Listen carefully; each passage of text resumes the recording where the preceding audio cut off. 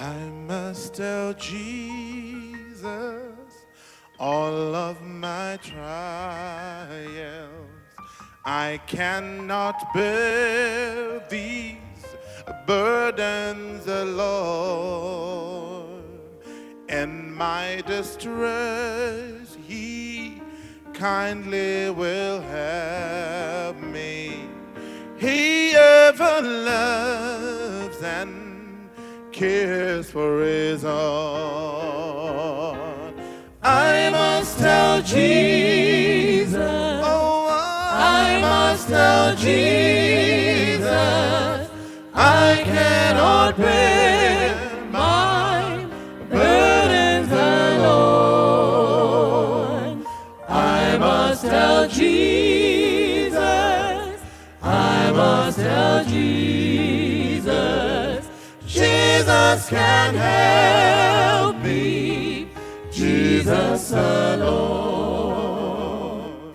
I must tell Jesus all of my troubles.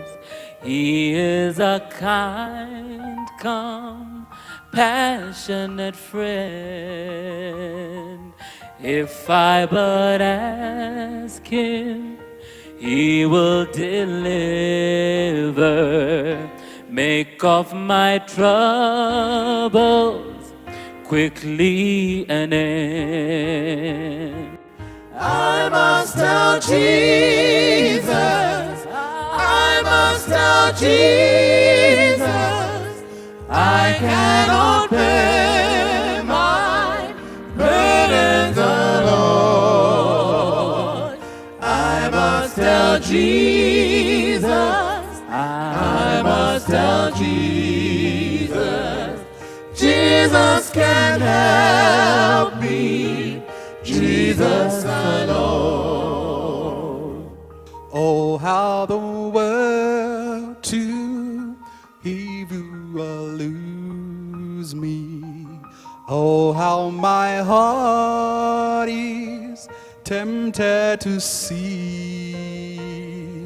I must tell Jesus, and He will help me over the world, that victory to win. I must tell Jesus, I must tell Jesus, I cannot bear my burdens alone. I must tell Jesus, I must tell Jesus, oh, Jesus can help me, Jesus alone. I must tell Jesus, I must tell Jesus, Lord. I must tell Jesus, I cannot bear my burdens alone. I must tell Jesus, I must tell Jesus, Jesus can help me, Jesus can help. Jesus alone. Oh, I must tell Jesus, I must tell Jesus, I cannot bear my burdens alone. I must tell Jesus. Oh, I must tell Jesus, Jesus can help me, Jesus alone. Jesus can help me. Jesus can help me, Jesus alone. Jesus alone. Jesus can help me. Jesus can help me, alone. Jesus alone. Jesus can help me. Jesus can help me, Jesus alone. Toda kumukwaziza mose mukati mezora nasi pachirongwa Family Matters. Tinoda kutenda chose nekuteerera kwamuri kuita nemazano amuri kutipawo pamune makatarisa chirongwa vamwe vari vauya chaipo pedyo pamafone numbers vachitaura pawhatsapp, Facebook and all that, vachipa feedback yakanaka iri kuti encourage kuti tirambe tichienderera mberi. Please pray for us as we discuss these issues. We continue with our ethos, our belief yekuti iko muchato kana kuri right, kuchechi tinopinda muvazhidza Jehovah tine mwoyo yakasimudzirwa tichifara mukati meupenyu, asi kumba kana kuine dambudziko, kuine makakatanwa, zvisina kumira zvakanaka, idi munonyepa imimi kunamata inhema, kungoshingirira kuruma muromo amenoti munamata wacho unosvikepi kana kumba kusiri right, mabva matukana kana kuti mabva mavharirana dhomu achiti munganoimba here muri vaviri nemudzimai pasabha school kana kuti pasunday school, hazviite, zvinonetsa nekuti kumba kwakabvanyanguka. Asi kana kwakaita zvakanaka, idi Mwari tinomunamata nesimba rose. Mwari ngakukomborera akuitire zvakanaka. We are so excited nhasi tine panel irikuda kudiscussa nyaya yakakosha yandichazoti bvu kwamuri kana nguva yacho yasvika. Asi regerai vadare vandiri kushanda navo mukati mezuva ranhasi vambotaura kuti ndivanani. Totangira kuno. Makadi vateereri, zita rangu ndonzi Edmund Maputi, ndiri elder nzvimbo yeBelvedere uye ndiri engineer. Thank you. Yes, next. Makadi vateereri, tinofara kusangana nemi zvekare dare rasinyorwa naGono Family Matters. Zita rangu Mrs. Chinengo. Tinotenda chose uko. Makadi vateereri, tinofara chose nekuteerera kwamuri kuita program iyi. Ini zita rangu ndinoitwa Nyeke Lloyd from Chitungisi. Tinotenda chose touya pano. Makadi nikovadiwa vateereri navatariri, ini ndini wenyu Advocate Nyari Maposa. Tinotenda chose touya padivi pangwa. Kwasiso kwamuri hama nehanzvadzi, ini ndinonzi Watson Mbiriri, ndiri mufundisi, ndinofamba ndina sinyoro pachirongwa. Tinotenda chose, toda kutenda chose. Ini zita rangu ndinoitwa Pastor Francis Mbira, ndine musvokozo paFamily Matters. Ndinokonzera kuti ikodzirwe dzitsengwe dzese dzinotsengeka nedzisingatsengeki, hari huru nediki, dzinoshinyira nedzakanyarara, dzese tinopunza matende iwayaya. Chirongwa kana kuti chinangwa chiri pakuti zviya zvinonzi izvo hazvitaurika, hazvitaurwe, idi ndo zvinoparadza dzimhuri. Asi chinangwa chedu ndechekutaura zvose, nezvacho zvinonzi mungabva madaro here, tinozvitaura nekuti izvozvo ndo zvakatsimbirira vamwe, ndo zvakaisa ibvi pahuro pevamwe mukati memichato yavo kana kuti mukati memhuri. Kana zvataurwa zvinofumuka, zvinofuwa nemhepo, zvogamuchirika, zvogarirwa pasi, michato yoenderera mberi zvakanaka. Mukati mezuva ranhasi tine subject yakakosha yeparental sibling preference. Parental sibling preference. Ndofunga vana vachafarira chirongwa ichi, muzoona chirongwa ichi navo, asi toda kurapa vabereki nevana kuti iko the way you relate to each other, kana ine ka preference zvishoma kana kuti zvakawanda zvinooneka kana kuti zvinoonekera pasi zvishoma, kana zvakangodaro chete,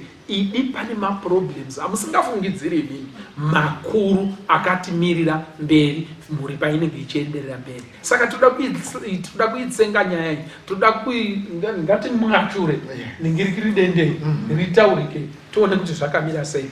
Parental sibling preference chimbori chini naimai Chinengo? Alright, tinotenda pasi. Ndanga chida kuti nditi nyaya yekuti tiise kuti shona chatinogona kunzwisisa.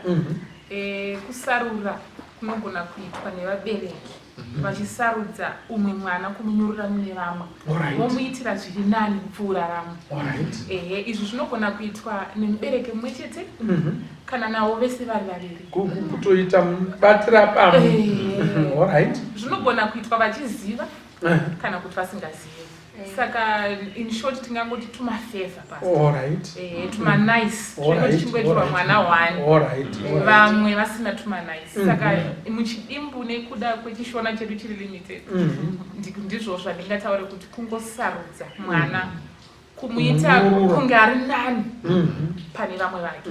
Saka Asi vana havari venyu mese. vari venyu Vese, mese. same parents. But ongowana kunyika kunyurwa kwanoitwa elevatwa kupfuura.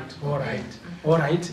Saka ikakako kakunyurura umwe mwana momusiyanisa nevamwe ikakungofevhura kungomukanda tumwe kungonzi batane papa vamwe vana idi pamwe havasi kuzviona pamwe vakadongorera imuri kufunga kuti havapa mwana uyu obva ave nekazenze kanodarika vamwe ende imimiwo muri kuzviita musingambozvizivi idi vana vamwari ndo ishu yatinoda kuti titaure mukati mezuva ranhasi nekuti ishu iyi ine makuwa ishu iyi inozonetsa pamberi mungatadze kuzviona iye zvinezvi but we need to talk about this because of what's waiting for us kana tichirarama mukati mesituation yakadaro. Now handisi kuziva kuti vamaputi hamuna here chamunoda kuti kuwedzera apa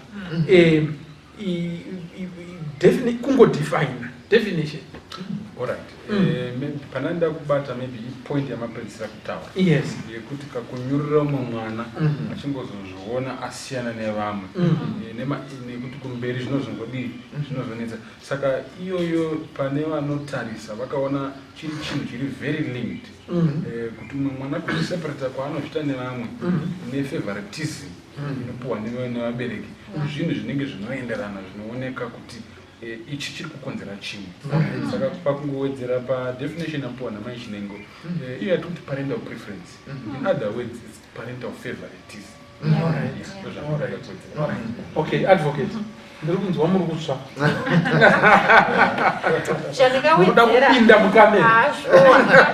Chandingawedzera apa mufundisi ndezvekuti dzimwe nguva kuseparata vana zvikwata zvevana pangangosara nemwana 1 chete ari kunzi ndiye anodiwa.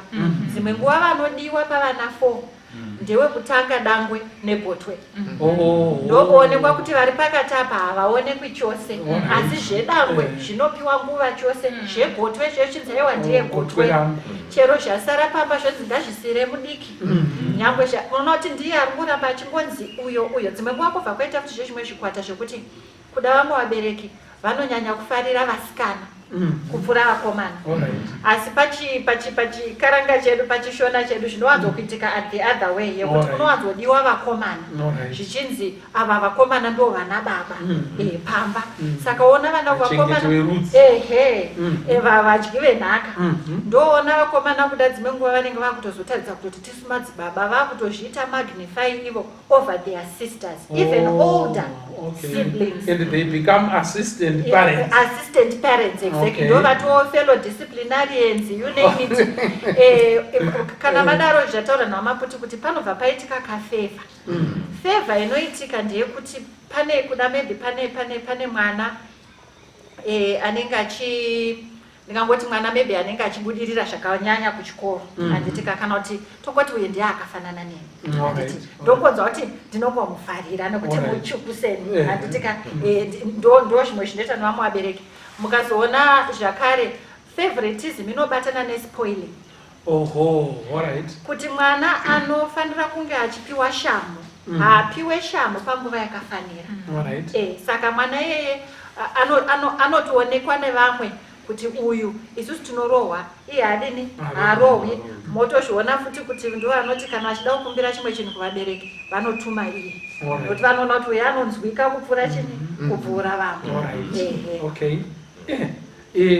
Saka nyaya iyi yakakosha ngatibotaura ine zvayo gono imbotika ezvi uchangotanga kamusambo wacho vati aikaka inoda kunzivise kaitatarike zvakanaka ndizvozvo ndofunga sekutaura kwazvaitwa namai Chinengo nevamwe vataura pekutanga kuti parental preference or favoritism pashona ndoyatinoti favor kuti uyo ari kuitirwa favor nekuda kwezvikonzero bada zvatichabata zvinogona kupindira ipapapo. So muchaona kuti pataurwa kuti zvinogona kuitwa bada zvichionekwa nevamwe kana kuti zvichifungidzirwa kuti hazvikuonekwa nevamwe. Ndina mbuya vangu wekuti inyaya yatakakurawo tichinzwa ichitaurwa nevabereki wokuti vaizoti vazukuru vese kana varara vane muzukuru wavo waida chaiko kana vachipakura panguva yekudya iyeyi havapakuri zvese imwe nyama yaisara mumatama yaisara mumatama meda saka vazotmechikari saka vanochizonomutsa uyu vamwe vese vakotsira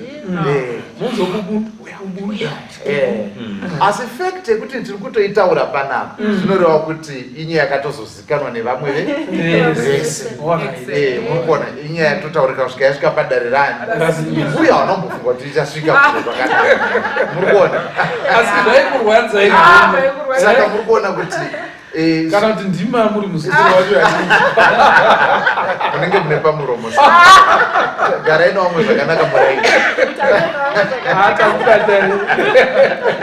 aitaukwe zvakanaka muraini saka nonge chandingangodotaura ndechekuti rine manyanga ari kutirwa zvine pazvichazobuda zvinhu zvakaita seizvozvi saka inyaya inoda kuti ibatwe zvakanaka chose.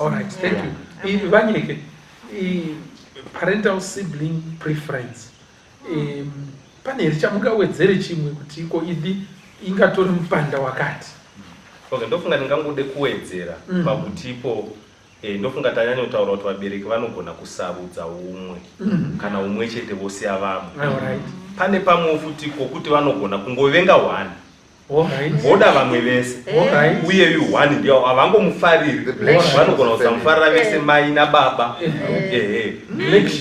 Saka toda kuti iextend kusvika futi ikoko tinogona kutotenderana towana one watisingangofariri. Thank you so much. Toda kutenda chose mukati mekurarama tisati tanyaso svokosva tichienda mberi. Ndachida kuti iko maybe mundibatsire kuti iko ipo pakufevhurwa apa amen kuti iko ari kufevhurwa neakatariswa ari kufevhwa. Let's get into the shoes of these people. Anditi muri kuona ari kufevhurwa. Ndinorangarira kuti iko pane munhu akanga asingarohwi nekukasika nana mukoma mumba medu because kune statement inotozikanwa nanhasi newakoma wangu kuti iko kwainzi nambuya mbera seyanai nedzvike ravo. Saka ndaigara ndakataimirwa unzi ticharibata chete.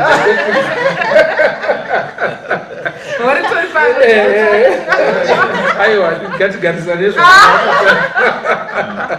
Alright, ndachida kuti iko tizvise in the shoes of these people wacho ainzi parutivi neuyo aiona uyo achinzi ari parutivi. Pane any advantages here pane aiswa parutivi oro aitoparadzwa kana kuti because kune vakaitirwa izvozvo they don't forget their mothers, they don't forget their fathers. Vanoti baba vangu vaingonditora pakati pevana vese vaenda neni vaidai neni, so they've developed something mukati meupenyu. Saka iko kakunyururwa aka is it all negative kana kuti zvine maadvantages azvo? Imbotibatsira ndibetsera kuti tikabata behavior inoitika vana inotibetsera kuona futi rimwe side racho. Hanzi vana kana vari vadiki vanorwa pane zvinhu zviri physical maobjects vanorwira matoy vachidhonzerana, but as they grow their rivalry becomes more emotional, internal. Panogona kutaurwa statement rekuti munhu anogona kutukwa asina kumbotaurwa direct because they now know which buttons to push. Handiti saka tichidzoka kune pfungwa yamabvunzano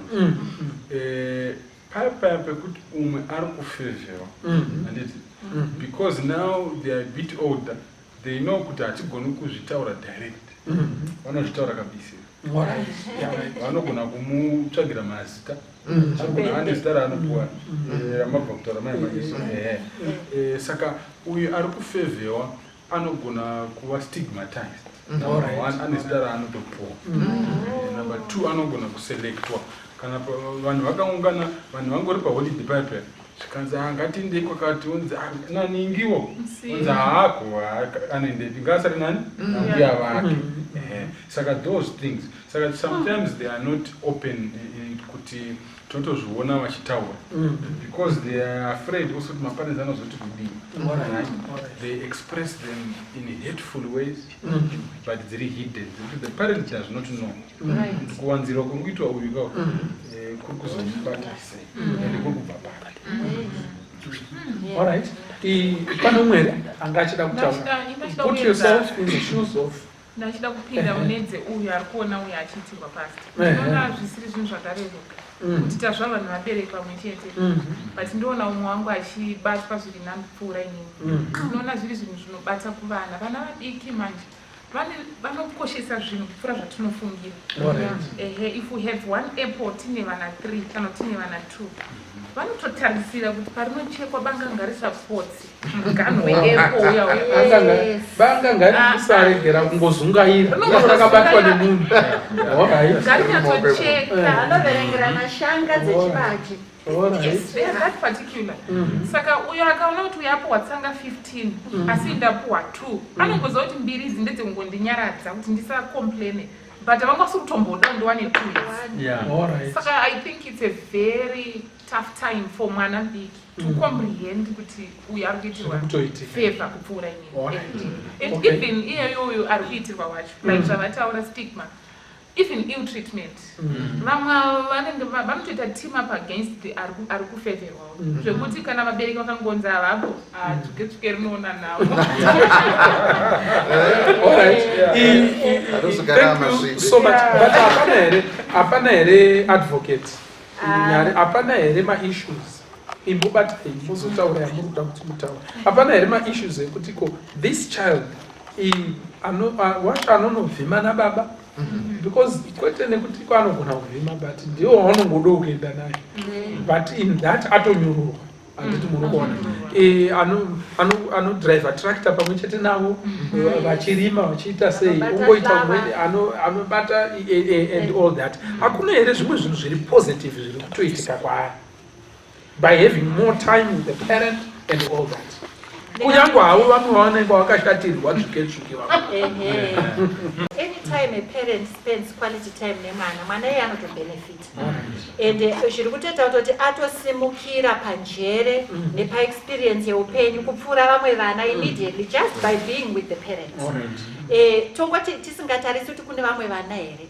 Iyo in itself is a good thing kungoti mubereki ari kutora nguva nemwana and ari kumudzidzisawo zvakawanda. Ndava vanongoti vana anotanga kudzidzisawo kudriva mota. Umwe akatotanga ane 12 years. Umwe anodzimirira kuti 16 years. Ndo zviri pamutemo handitika. Saka unoti ari kugaina hake machinyi ma-skills newisdom yeupenyu. Asi ndosiya iyoyo emufundisi. Ndobva ndaenda panyaya yekuti uyu ari kuitirwa zvakanaka haazvioni kuti ari kuitoitirwa favor dzimwe nguva especially kana vachiri vana vadiki. Anozotanga kuzviona paya akona kamuitikiro kari kuita zvinhu. Izvozvo ngoti kana zvonzi kune choda kutokumbirwa kuvabereki ndori kunzi regai nyara aindi handitika kutora vatoti they've cowered back kuti nyaya yedu haibudi kana nyara akasaenda nokuti anotariswa with favor kupfuura vamwe. Anozoti paya akura zvino ochiona manje mukarirano wadini wavapo pakati pake nevamwe ndopaanozonzwisa kuti saka ini ndenge ndaifeverwa ini ndakuona kuti for the past 5 years mabirthday party ndini ndanchiitirwa vamwe vese vachinzi January disease kusvikira December vari paJanuary disease. Saka muona kuti iye anozotanga kuona and then ava vachona vari kusiyiwa handiti ndongodzokera panyaya yangu yongoti maybe vasikana vari kusiyiwa zvichitazonge vakomana vari kufeverwa. Apa ndingokupai muenzaniso uri very common ndewekuti kare taiziva kuti munhu wese anoenda kumunda handiti whether musikana mukomana tese badza handiti mopinda mubindu. Zvinenge zvazoitika manje ike zvino basa revasikana is continuing. Mumba mukicheni moda kungochaikwa moda kubikwa wewashe neda kuitwa. Saka maduties evasikana haana kushanduka even though aibatana nechinyi neyekumunda but mazuva ano vanhu vakugara kuborodel vakugara chero kunzvimbo dziya dzokuti kwaana magadhina ende gadhina ane basa rake raari kudini raari kuita saka imimi muchingonzi bikai nokuti ndimi muchazorohwa munozodzorwa kumba chichini asi vakomana vachisora vakadini vakarara saka motoona kutoti pakuita kamwe kakuti kosei vakomana vanenge ndo vari kunzi vaite mashefu pano pano asi isusu tisu tiri kuitwa chinyi tisu kuita varanda vachingodya zvichinzi after all vakomana vangasuka ndiwe vakomana munoda kuti vabike here saka izvozvo munoona kuti vanhu vanotozosvika pakunetsana chose kuti chii chiri kuitika panapa pazvikwata zvandandichitaura zvino. Thank you so much. How does parental sibling preference show itself? Zvinozviratidza sei? Unoona sei kuti pamusha panapa naivediwe zvinozviratidza sei? Vanhu vari mumba vakagara zvavo zvinozviratidza sei? Ayo ndinoda kungoti handisi kupa muenzaniso asi da kungopa hamuka muenzaniso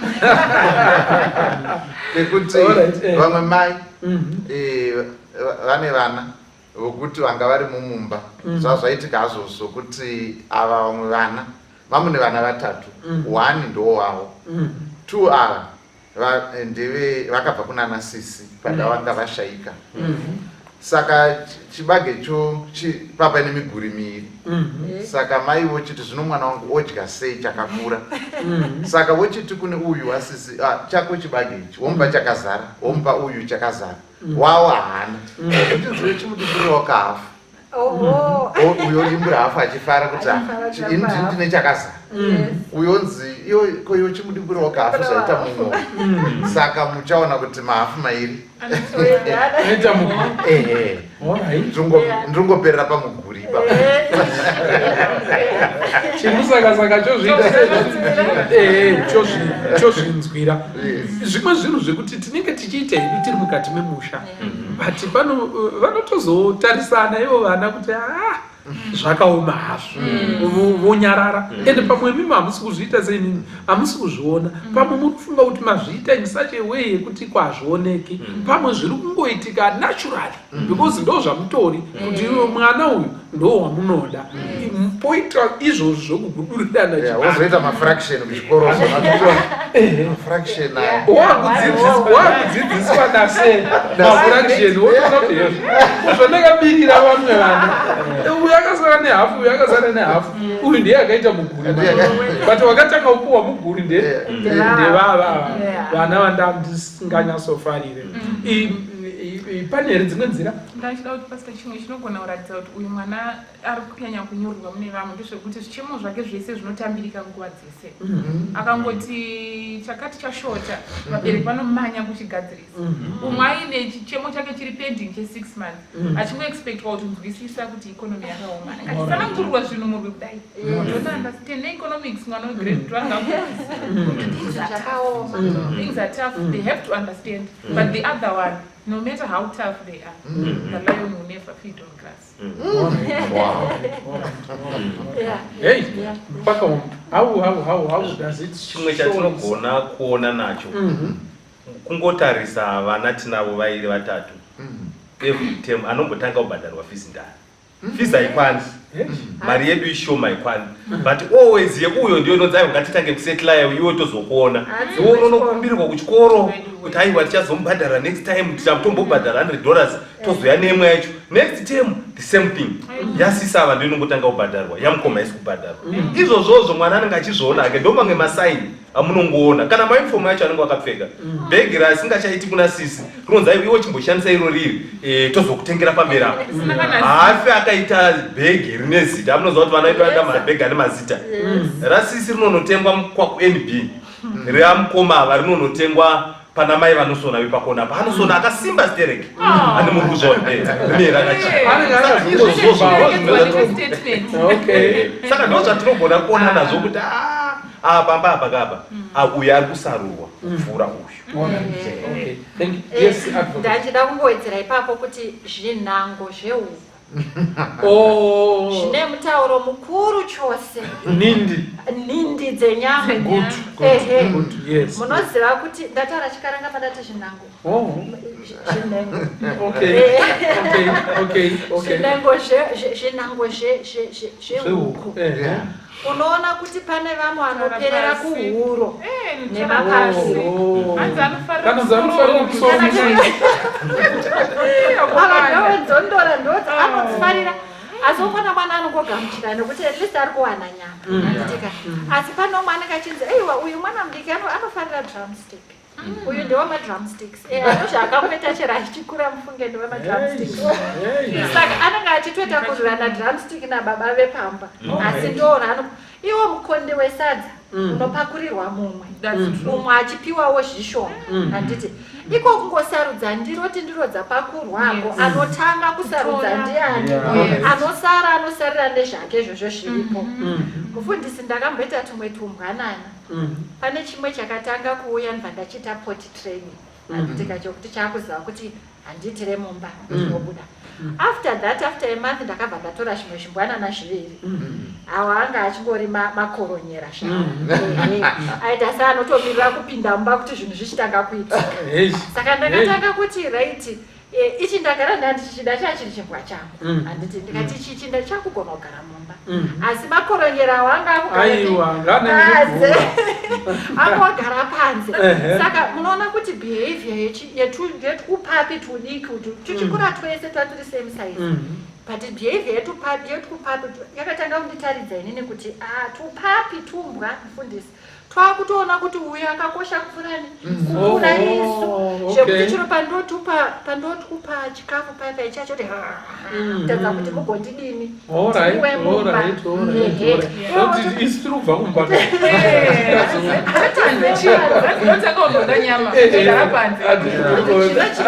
munondidzawo mufundisi kuti tumbwanana kana tichitoona kuti afevherwa chimwe chedu twakutoita cower down kutadza kuti aiwa imi menyu idyai tozodya mapedza handiti munoona kuti chifungai vari vana vadiki you know it becomes a very big issue saka idzodzi nyaya dzokuti uyu aendeswa kuchikoro chipi handiti ezvokuti aiwa ndiye anopasa saka aendeswa maybe kugroup A school vamwe vari kuenda kumasekondari vari kuenda kumamisheni handitika pano mwana utengerwa dress handiti umwe asingatengerwi zvonzi aiwa tangowana saizi yauyu yako tichazodini tichazowana papaya motoona kuti yanyaya yamaexplanation yanyaya yetsanangudzo mastatement maparents akuita parenting through excuses and explanations nokuti vari kutadza kudini kuenzanisa vanhu saka nemamwe mazwi musave neumwe mwana angori mwana wetsanangudzo munoziva kana mwana wetsanangudzo anenge ya ndo zviya zvinotaurwa zihombe zibhutsu racho patidora unokura nayo zvangotsanangurwa zishetiri yaya mabhegi aya anosonwa hawo pasaidi apo but wakamboona here kusimba haarasi mabhuku nekukasika ende zvinokurudzirwa pakutenda kuti titsvage zvinhu zvakasimba but uyu patitwa stewardship mwana akuitwa stewardship and all that but uyu hapana yangu akatengerwa chine mupikicha wacinderella cheplastic chinobva ruka in 2 weeks anotengerwa chimwe zvigodai izvozvo zvinokonzera dambudziko vana vanenge vachitozviona ende mavari vari kutokura vaine ichocho chekuti iko pane mumwe aisarudzwa isu tichiendeswa uko musaite vana vanozoti iko akomana baba wangu wakafa inini handicheni nekuti vanenge vaona dambudziko irori kana kuti mukoma kuri kuti akakuti d inini handimurowe nehani zvinopinda mukukura kwavo mukati meupenyu. Imwe nyaya yatinoda kuti titaure panapa ndeyekuti ko what are some of the causes of parental sibling preference zvimwe zvikonzero zvinoita kuti iko vana vapatsanurwe uyu anyururwe aiswa apa uyu ndiwa baba uyu ndiwa mai uyu ndiye anofarirwa kana kuti ndiye anobatsiranwa kuvengwa ari one unyururwa not in a positive way but unyururwa in a very negative way. What are some of the causes? Yes. All right. One of the causes very common is birth order. All right. So Mana is differentiated because this is the first child. Most probably because my parents know wakagara naye. Remember, usually parents can or couples have the first child. Vombogara nguva refu kwakuzoita mwana Pasina ari. saka they've spent the first 10 years mwana ari pari yega ndiye wekutanga vaisa effort yese tumapicture twaitorwa kwaenda kumatrip kwaidi zvese pane this child. So the parents have more experiences with this child. Thank you so much. Yes. Yes. So ndokunga sekutaura kwaitwa navamaputi tikatarisa mubhuku raGenesis tinoona panapa chapter 37 vhesi ya3 pari kutaurwa nezvemhuri yaJacob. Okay, potaurwa nezvemadzimai ake and so on. Verse 3 yobva yati now Israel ndozita raJacob riya raakapuwa kana Jehovha. Israel loved Joseph more than all his children. He had 12 of them, because he was the son of his old age. And he made him a coat of many colors. Saka pari kuburitswa zvinhu zvekuti bhire kuti more than all his, that's a comparative. Pari kutoenzaniswa Joseph akaiswa kusaidhiri rechikero, mabrothers ake ese ari kuwanikwa akareruka pachikero pane mufana ari kudhingura chikero muri kupaona mufana nesimba zvikanzi chikonzero chirubva chapiwa nekuti ndo anga ari rugotwe zvikanzi he was the son of his old age. And pamusoro pezvo munoona kuti ndiye anga ari mwana waRachel. Rachel ndiye aidiwa nani, vamwe vacho havakabvawo kuna Leah uko muri kupaona. Saka zvikanzi kuratidza rudo rwake nekufarira kwake mwana uyu akamugadzirira this coat of many colors, bhachi raiva nemavara. Minotanga kaita viscose here kana kuti kudii, asi raiva nemavara bhachi irori. Saka zviri kuratidza kuti kuva gotwe kwake chinhu chakakosheswa, ende kuti achibva kuna Nyachide kana kuti mudzimai aidiwa. Saka zvichibva zvaratidzwa kuti aiwa uyu ari special kune vanhu. Munoziva kuti kala kwatiri hazvinyanyoreve chinhu many colors. Ndopanochida kumbobvunza kuti zvaisatoenderana nemutengo here? Aiwa, kala yaisawanika pese pese, mazuva acho iwa chero kala pahembe yaisawanika. Nekuti zvimwe process yekuti pawanikwe kala kana pigmentation iya yedai, imwe yacho yaitora kuti kunotorwa hozhwa dzimwe dzinotorwa munyanza dzisingawanike zvekumhanya, dzokutoonekwa kunzi idzi dzotswanyiwa dzodini, koitorwa zvimwe kotorwa. Saka kuti izonzi coat of many colors, because color one chete vanhu vaitocheuka color one bedzi, asi kuzoti many colors. That was a very expensive coat. Ranga rine anga akapfeka bhachi remutupo. Saka ndo zvimwe zvinogona kuitika. Thank you. Which means mari yakabva rudo rwavo nekuraura uko kwairaura futi pahomwe. They were prepared even to pay. Anditi muri vamwe vachinzi you think money grows on trees. And maybe tisatabva kuti ipapo tichiri pakuti zvii zvinokonzeresa nditi muchaona kuti iye Jacob vakasanganawo nazvo pana Isaac naRebecca kuti vabereki vakewo vakaita rusaruro. Baba vanga vakamira naEsau, mai vakatorawo Jacob. Ende tikuona kuti zvaiyewo akuzviitawo kuvana vake, akusarudzawo waanomira nani. Saka dzimwe nguva kuitika kwazvo zvinogona nga zviri dzichitori nhodzera dzezvakamboitwa kumashuro, kuti ndo zvinoitwa mumba, kuti pane mumwe mwana waunofanira kuita kahandbag kako, vamwewo ava vanozvionerawo kwavari. Saka mukukura zvatomutsinga zvakamwirira zvakabaya ndokutyokera ndokungoramba zvichingo. Saka these are causes zvekuti ndo zvaukatoona zvichiitwa ukaona sekunge zvino there's no problem. Hapana dambudziko, umva ungokontinya. Yes, advocate. Ndichiwedzera ipapapa, munoziva vana kavanoti kana vachizvarwa vanoda kufanana natete nhingi kana nabamunini nhingi. Ini kanda ndakamakana nabamnini vaya kana kuti natete vaya handiti mwana uyo achangoramba achindirangaridza tete vaya vaya nekundishusha kwavanodini kwavanondiita kozoita zvakare kuti dzimwe nguva pane mwana who's just a shining star moziva vanaka vanopiwa zvinhu zvakasiyana-siyana namwari vachizvarwa. This child is well behaved. Mwana uyu anoteerera, mwana uyu anoshanda zvikuru kuchikoro. Kana muchisheedzerwa maprize giving muri kusheedzerwa ake.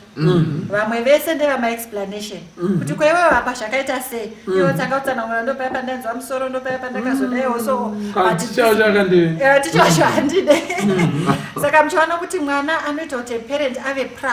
Maybe it's a sportsman anditi wekuti mbiri yavo muraini ndeye mwana uyu saka uyo akutobatwa sechinyina sezai kuti our future is here. Mona kuti nyange pakunamatirwa chaiko kana udaidzwa zita rake milomatendobva yadinobva yawedzera kuti kana masvika pana George ishe rangarirai mwana wemuropafadzi munoziva zvaanoitira munhu so that even other children are conditioned to respect and honor this one.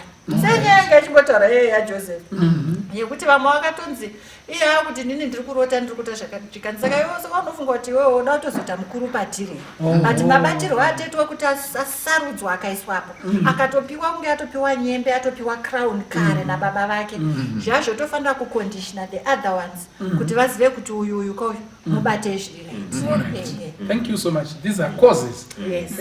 Yes. Chimwe futi chingakonzere kuti vabereki vasarudze mwana zvinogona kudaro kuti ndiye kamukomana mumba macho saka ndiye ane zita rangu zvokuti anopedzisira atovawo baba mukati memba iyoyo saka anopuhwa imwe karespect kaanopuhwa nekamwe kakudiwa kaanoitwa so kanotomuburisa mune vamwe kana kuti ndiye gamusikana yamungo si munhu wese angwa si chese changoya tete chese changoya ukangoenda kwaiva ndingashaiki kunopa tete ani munhu zvone saka zvimwe ndo zvimwe zvinokonzera mwana akava umwe chete mukomana kana umwe chete musikana zvinogona kungokonzera kuti baba kana mai vanongokaruka vakungoda mwana iyeye because andinoziva kuti vana namai kana pachi vanodawo kumbosunga kuti tunosunga bvudzi remwana toya saka ukaita mukomana anenge ari kumboda kumbosungirawo twepingi musoro memwana saka pakanozouya manje kamwana kaya vanofara zvokuti vanogona kuignowa vamwe vese vakatanga kuona ikaka vakarohwe akaitwe se kamwana kadhedhi kana kuti kamwana kamama kanogona kudiwa zvakanyanyisa kamwana ikaka. Ko ava vanouya vasina kuzombotarisirwa ndizvere kune vanouya vanongosvika mavhistors musingafungidzire mai vachitoti handisi kutozivawo handine muri kuona ndatoshamba nezvataurwa nemanesi handizere zvimwe zvokuti iko mwana anongosvika akatobvisirwa mamakisi kudhara nekuti akazongouya pamwe mukomana aiwa pari kutsvagwa musikana handiti paita mukomana pozonzi ngatichimbozamai kekupedzisira kombo paita zegomana handizvo here zvekuti iko mwana anotosvika timu yakabayiwa kare in terms of kuaccept kuona baba namai naturally zvazvongomudo nekumufarira handizvo here zvimwe zvingakonzera izvozvo izvo zvomufundisi zvinotokonzera pano umwe aitondudza kuti aitotaura zvakatoitika muupenyu hwake iyeye aiti tatisingachadi kuita mwana ndakatotendera kuti hatichaiti mwana pandangoona madhamu ane pamiri ndovabvunza ko chii chaitika kuti handimbozivi kuti chii hanzi kamwana ikakoda ndakakavenga anotozoti akazokadaka kutosvika magrade 7 apa hanzi kamwana ikako ndokari kugona kupfuura vanhu vese muchikoro kupfuura mwana vese but aitotaura kuti ndandakakavenga because kakauya ndisingakadi I had no plans yekuti at my age probably I think anga kuma around 50 at my age ndiri kuinda kunoita consultation yemwana kuprimary ECD saka akatombokavenga kamwana ikaka but akazototenda Mwari akazokada nekufamba kwenyu saka vana vanouyawo masurprise visitors iwaya anogona kungopinda mucrossfire kuwedzera ipapa Alright, yes. ndinotori nevanhu vaviri kana vatatu vandakatonzwa kuti munhu haana kutaura nemudzimai for the length of the pregnancy. Zvokuti kutozonyara vanhu vakuuya kuzounza maruva kuti makorokoto kuchipatara ndo paakazotanga kutoti makorokoto kumudzimai akabatika mwana ikaka unoona kuti hasha dzimwe nguva shuwa pane vanhurume vanogona kutita hasha dzekuti he feels betrayed nditi because maybe anewo zvaanoda kuita kuti shuwa paage ino ndichagona here kudzidzisa mwana soka maona kuti ndichatamba here ndichidai vanenge azvibvisira kuti I think by the age of this vanhu vangoteta kutozoita tichikura tese saka pane vanoti vasingatotauri nemunhu kutoita hasha dzekuti mumba for 9 months achitaridza kuti handisi kufara. Thank you. Ende chimwe chinhu chandachida kuti mubate gono hakuna mwana anonzi from Norway. Unotoziva zvamakaita hatidi kufurirana vanhu vamwari tichitaura kuti iko akangouya from Norway. Aiwa pane mabasa anotobatwa amunotoziva then mwana uyu ungazofunga 9 months before kuti iko chii chaimbonyatsoitika munogona kuibata zuva racho iroro. Saka Mwari ngatikomborera atitire zvakanaka. These are some of the causes dzekuti iko mwana atosvikawo asingatozivi kuti iko haasi kutodiwa pano mukati mekurarama ende izvi zvine pazvinonobaya muvana ava nekukura kwavo. Mamuchida kutaura something mama kuti muda kutaurawo zvakare pazvikonzere papapa kuti ndichitaura nemamwe mabhururu vanobva kumaPacific Islands munoziva kuti continent yavo is not a continent, it's Oceania. Kwavari mvura ndo yakawanda kudarika nyika. So ndichedza kunzwisisa mamiriro avakaita kuti tine zvikamu regions matatu muOceania. Kune Polynesia, koti Micronesia, kozoti Melanesia. MaMelanesians ndo vari dark skinned sesu, vana Papua New Guinea, vana Solomon Islands, vana Vanuatu zvichidaro. Saka achitaura mudzimai uyu mudzimai weshamwari yangu tiri kuchikoro achitaura kuti iye akakura achidiwa kudarika vana vese nekuda kwokuti pakati pevamwe vose anga ari dzuke zvokuti anga ine preferential treatment. Saka zvakabva zvanipa muono wekuti vabereki vanogona kusarudza vana pada nekuda kwechimiro chine mwana. Mwana anogona kuonekwa sokuti aiwa akanaka akasvika samapfunde epachuru muri kupaona mumwe obva angodzawo yakakangoondoroka kana kuti kureba kwacho hakuna mwero kana kuti uyu mazheve unoaida kudi saka panogona kungoita kungoti pada mawiro chimiro chake nekuratidzika kwake handizvo zvongochifungidzira kuti ndozvingaita mwana wako iwewe. Saka mumwe mwana anogona kubva angonakurwa nekuda kwezvinhu zvaasina kukanganisa asi chimiro chaangori nacho. Dzimwe nguva kunogona kutova kutoti panotori kwatingati kudiko maybe for lack of a better word disability muri kuona kana kuti differently able kuti kana kuti anokwanisa kuva slower pane vamwe zvinogona kuti abva atongova target anongoattracta ruvengo rwemhuri zvokuti andongoshamawo kuti chiko ndango iri magnet inoattracta ruvengo rwemhuri. Kana kuti mwana uya akaita zvokuti zvapfuura pamaifungidzira kuti mungazvare mwana akadaro obva adiwa kudarika vamwe vese saka kuratidzika chimiro chacho chinogona kutoita kuti mwana afarirwe kana kuti asudurutswe pane vamwe. Right? Yes. Rimwe challenge inogona kuuya kuburikidza neextended family, not necessarily the parents, but maybe let's say the parents' unwillingness to shield one from the extended family, because why I say this extended family inogona kusama influence yapamhuri, good or bad. So in cases of bad influence, unogona kuita sekuru vane muzukuru wavo vanofarira. Saka sekuru pavanouya vanoemphasize kufarira kwavo eseteni muzukuru, such that vamwe vana vese vanotoziva kuti sekuru yanjadzi yamai, so maybe kwana mai hatinyanyofarira. But maybe mai varipo vanenge vachitosekawo hadisekuru wavo yakasekuru vanongotaurawo matauriro avo. Then it can even be a grandparent who also anoda a certain child.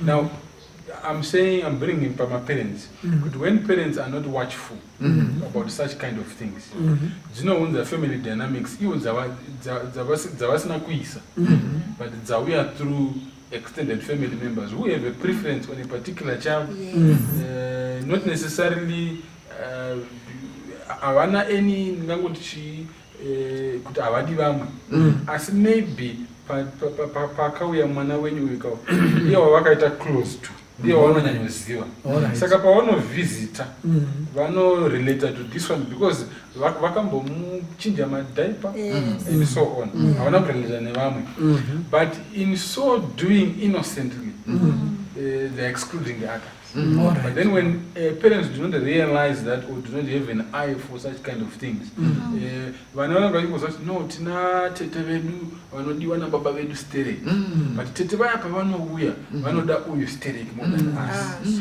So the affection that the parent has for their relative and also communicated to one child, it's equally the parent's affection to this other child. That's good. Great point. Thank you for that. Yes, ma'am. Chimwe chinogona kuita kuti mwana asarudzwe kana kusadiwa, umwe anogona kudiwa umwe asadiwe, inyaya yebehavior. Kazhinji zviri nyore kuti vabereki vanyanye kufarira mwana anoteerera pamba, anongova itwa kuti vasanyare muraini, asingavagadzise mumatare, asingabe, asingaputi zvinodhaka, asingadi, but anoita zvakashata naturally anotongo attracta ruvengo rwavabereki. Saka ndo chimwe chikonzero chandinoona chinokonzeresa kusarudza vana is personality differences neunhu chaiwo. Mwana ane unhu anongodiwa naturally, asina uyu anongokasika kuiswa kure, anogara ari pamatare. Yes. Pana pabhaibheri robva rati Genesis 25 verse 28, and Isaac loved Esau because he did eat of his venison, but Rebecca loved Jacob. Aiuya negame meat ndo yaidiwa manje nani na Isaac chimukuyu. Saka pari kutonzi because uyu aita kuti baba vadye, saka vana zvinogona kusapera vari vadiki even vatokura, nekuti pane mumwe wekuti aiwa kana asvikaka mubvunzi kuti arimwo here mumba munotoona panze mamiriro apakaita kuti aripo. Kugomba kunorasirwa marara kunotaura kuti iko vakasvika, muri kupaona. Saka uyu nekuda kwokuti aita kuti baba vadye vaimufarira kudarika Jacob. Mai ndokubva watokwati nani na Jacob. Saka ndaiona vamwe mbuya vangu vanga vane wakwasha wakawanda, but pane mukwasha one wekuti aiti kana ouya iye vakanzwa kuti ari kuuya nebhazi ra4, vakomana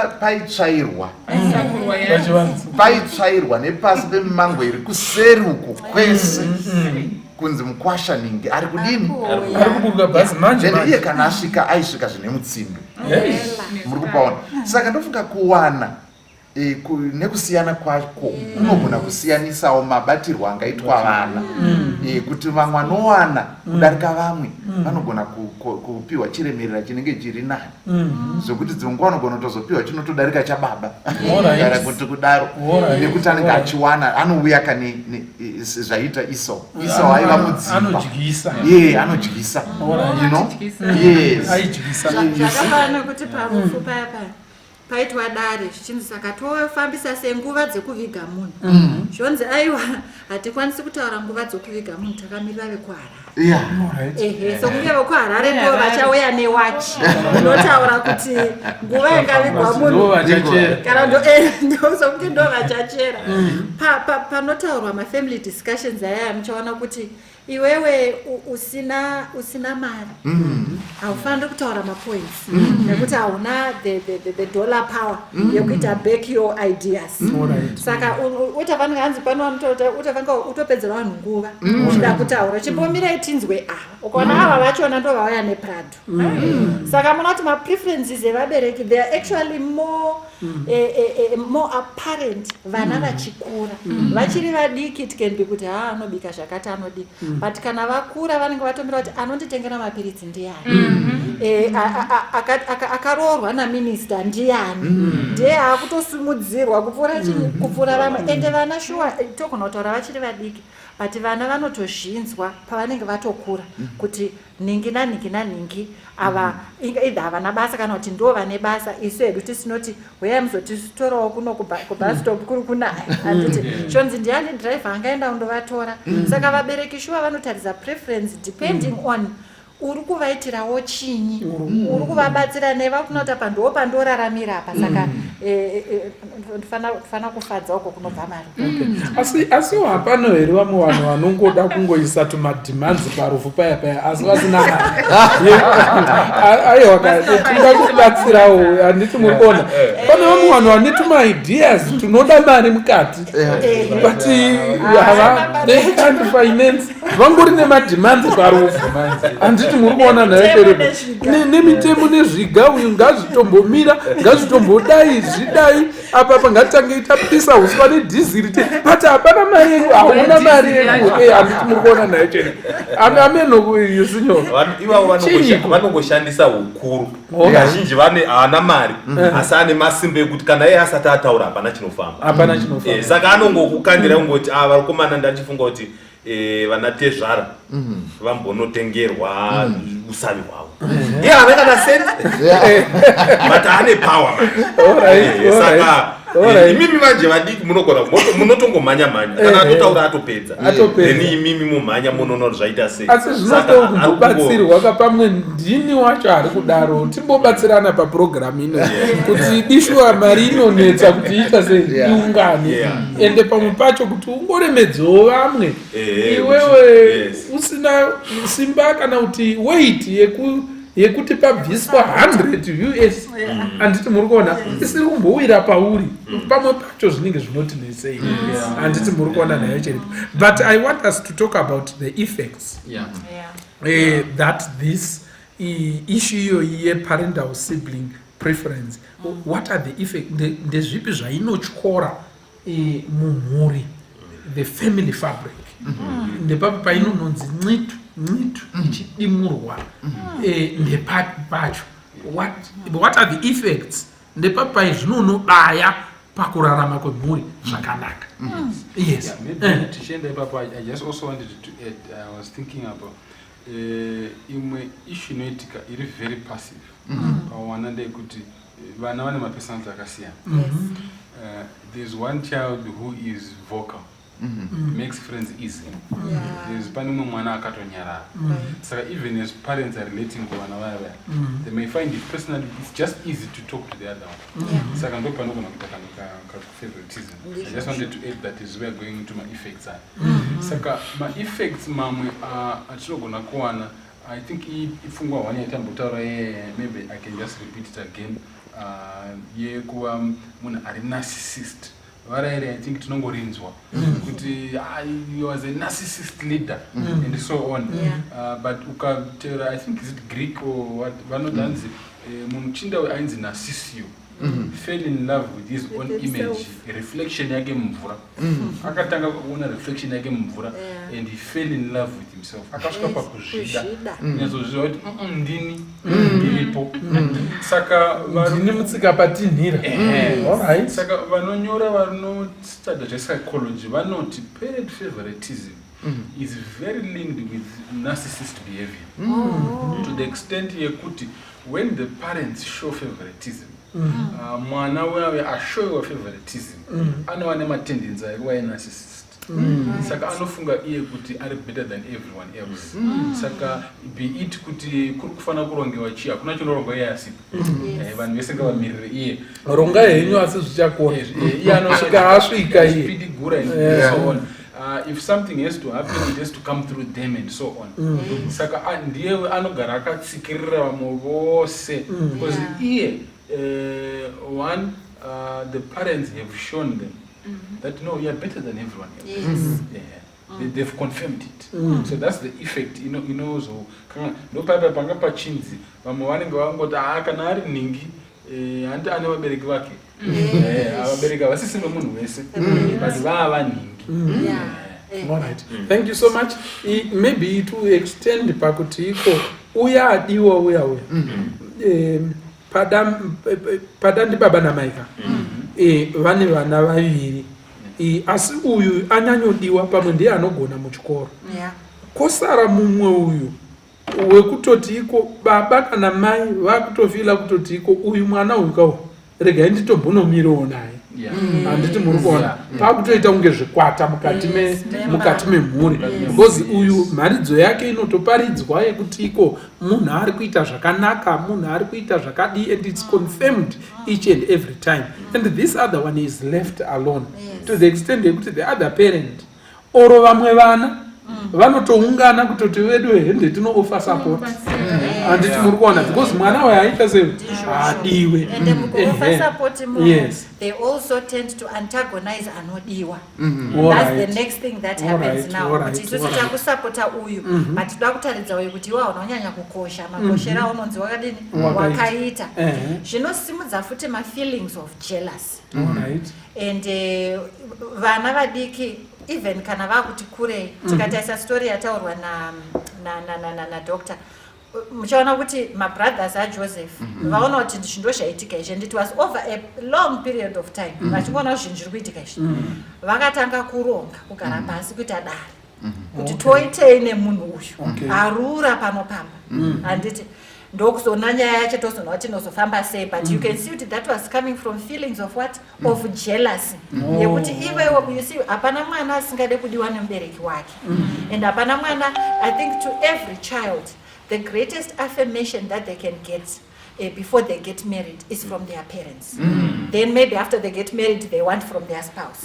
But saka mwana akaona kunge pane mumwe asimudzirwa kupfuura iye, zvinounza the worst kind of negative feelings in that child. Yekuti anofila kuda kuita vindictive, kuti I want to hit back, ndoita sei nemunhu uyu. Ndosaka ndizoona dzimwe nguva muklasi zhazha mwana anenge achigona chikoro stereki anonzi mira patafura kuti kukurigorigo ndiwo kunyanya kugona nditikakupfura vese mabhulizi ayaya vanondomumirira ugedhe uko chii chiri kuita kuti vade kumura toda kukugadzirisa because tukagadzirisa mapapi aya agara chikurigorigo zvisina basa mukirasi. By shining you are making us look bad. Ndozvavanomurovera izvo. So you can understand that mentality remuvana yekuda kuva affirmed, kuda kudiwa, kuda kusimudzirwawo. Apa muri kurwira affection from the same couple of people, and kana ari single parents from one person, you know. So that becomes something that is really difficult. Chimwe chandinoona chinowanzo kuitika ndechekuti mwana uyu, I think ndenge namboita sokuzvitaura, mwana uyu anofevhiwa, favor haisi yongoti ari kuitirwa zvinopfuura zvevanhu. Favor futi ndeyekuti haasi kupiwa the correct punishment or the levels of punishment yaarifana kupiwa ichaita kuti character yake itwasanuke achikura. So I've noticed kuti, and mastudies anotaura kuti vana vanofevhewa stereki, besides becoming narcissist, they also become a poor fit into society. Nekuti zvanoitirwa navabereki ari mumba handitika, that is not the reality out there in the world. One day achanzi chibuda undomira wega ane sense of entitlement kwese kwaanoenda, because anzoti ini ndofana kuitirwa zviri nani kupfuura mumwe munhu wese. And that person, those people mukaona vari kujere kunyanya vanhu ivavavo kuti vakakura vachijaidzwa. Ndo patinozobva shoko rokuti akadini akajaidzwa namai vake. Nyangani vanoti mai vake ndimeke exactly. Akakona kupingudzwa handiti paifanira kugadziriswa haana kugadziriswa. Ende ivavo zvemuchazoona kuti chinozoitika futi zvendechekuti anenge a burden on the other siblings. Because iye haana kukwanisa kumira namakumba ake, anga achingori namadondoro evabereki. Because he always had a higher favor than others. He never faced life face to face. Saka vabereki kuda voshaika. Kana kuti vabereki vakura vachembera vadototi avachengetewo. Ndo vana vaive vasingabvi pamba. Vanoswera vachigara navabereki. Anototi chero akaroora. Exactly. Akaroora anoti aunze muroora kube uma kuvaberekiko. Akachitoti mimuri in retirement ndichengetei chete. Ende vabereki because ivo pasimba pangu ane simba rokumira nekuti iwewe chachigondora vachizvipfurire handisika havana kuzviita. The more they get older, the weaker they are, the less able they are. Kuti vaite stand up for themselves. It's now too late. All right. Thank you so much. Yes. Pay hatred pataura naadvocate. Ukatarisa story yatambudzwa naDr. Mbipana Genesis chapter 37 verse 19. Inobva yati Joseph azotumwa nababa wake kuendesera vakomanda ku19 ikatibwerenge verse 4 tatasira pakoti emeni kala yese tinotera racho ndo verse. Yeah. And when his brethren saw that their father loved him more than all his brethren, they hated him and could not speak peaceably unto him. Mfano ndobva azorota opedza akarota ndokuita mistake yekutovaudza ivo vagara vakato handi ku19 vagara vakatozvotwa naye kwakutoyaneho auyanehope pamusoro azopekuya neapology. apa bonge vanozoti court of many colors yaunza ruvengo rwakasvika apa mani kwese verse 4 kwataura napasi havasi kuzviziva baba vake vangogadzira court. Verse 19, as then they said to one another, look, this dreamer is coming. Abachatindina wedu is no longer one of them. Because these brothers are teaming up against Ubi, against Ubi. That's how far it goes.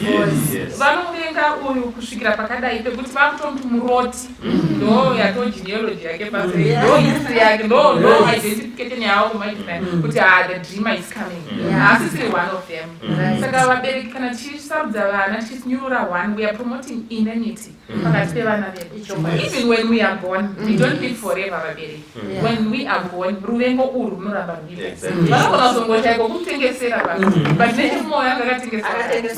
So, in other words, tiri kuti iko vabereki zviri kungoitika hazvo kuti iko munoraura mumwe mwana mumuisa apa zvichidaro, but ngwarai kuti iko vana venyu ava vachakura vachaita vanhu vakuru, vachada kuita mabusiness partnerships a family and to propagate the name of the family forward. Pachada ushamwari, pachada kubatana and all that. Now when you separate them vachikura vadare vari kutiko, you are militating against all that. Muri kuzvirwisa nekuzvityora. Ndine vamwe vandakaona vakarwisana vapere mabrothers akarwisana papurazi vakadzingana kusvikira mumwe mwana wemumwe brother azomutumidza kuti mwana ngati mwana womwana wake muzukuru wake kana kuti mwana wake akaita mwana wake akamutumidza zita rekuti hama dzipi. Vanhu vapesana vaita kumonana vazokura manje, but zvese mukada kunyazozvitarisa zvinobva mukakudzirwa. Iwe uri nani kukunda uyu, iwe haungaendi, ndokuda kana vatozorora uyu ane mudzimai wake vakutaurirana kuti iko mhuri toitirita sei, it becomes all complicated. Nyaya idzi dzichibva papreference inoitwa vana vachiri vadiki. It's deeper than what we think. Yes. Saka tinoona kuti kunyange panyaya inotaurwa naJesu yemwana muparadzi, muchaona kuti mukomana uyu anogona kunge panga paine ine madimensions ayo yanga ine chinangwa chayo but tambobata hangu the brother uyu akarasika ari mumba okay haana kurasika achienda akarasika ari mumba asi mukaona language yaanoshandisa paakaona sekunge papiwa preferential treatment to his brother haana kuti my brother and this son of yours uyu mwana wenyu murikuona zvinoti ari kuisa mukaha pakati pake Mudendere hasha. nedendere hasha nokuti akaramba kana kupinda mupati kana ripindi ya ini Ridzai marekodzi tambai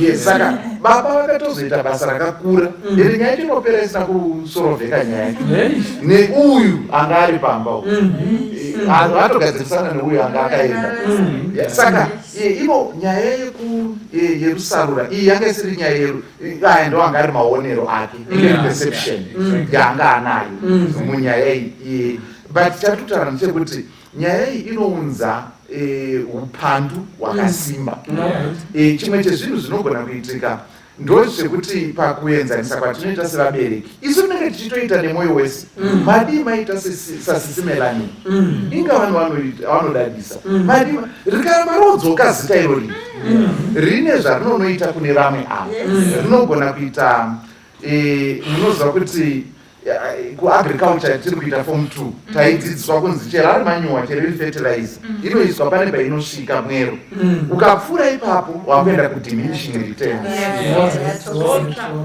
wakuenda kudiminishing returns zvatocounter productive saka zvatokuti dai maita samukoma wenyu tino dai maita samukoma wenyu Francis murikuona zvimwe zvazvichanoita zvokuti mwana achakuratidza kuti alright inini manje akuratidza kuti handisi Francis I'm not Francis and ndava kukuratidza murikupaona muchazonzwisa kana murikuita mistake somewhere somehow muchazoona kuti handisi Francis ini ndini saka mwana anochizoenda manje kuleni raanga asingatombofi akaenda dai anga angobatwa ari sezvaari but akuchida kuratidza manje kuti okay handizi izvozvi muri kupaona anobva achitorasika manje achatopinda muforo ndimi muchapinda saka ndo vanopedzisira kuenda kana kuno mamurumba yevanhu vanonamata anogona kupedzisira akuputa kristu chenyu chacho handichioni unofevherawo saka ida kuita zvandoda because